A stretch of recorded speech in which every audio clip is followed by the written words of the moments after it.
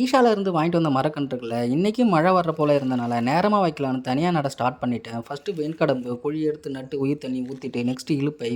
இந்த 2 மரங்கள தான் நேத்து வச்ச ஆலமரம், அப்புறம் அரசங்கன்னு இதுக்கு நடுவுல நெறைய வச்சோம்.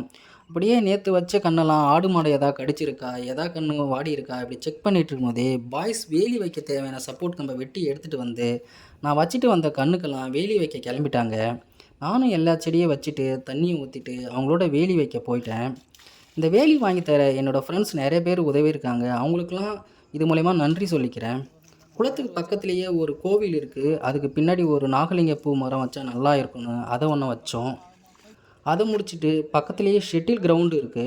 அத சுத்தி பாதாம், கொடுக்காப்புளி, புங்கை மரம் இதெல்லாம் வச்சோம். அப்படியே நெறைய ஃப்ரெண்ட்ஸ் வந்து ஜாயின் பண்ணிக்கிட்டாங்க.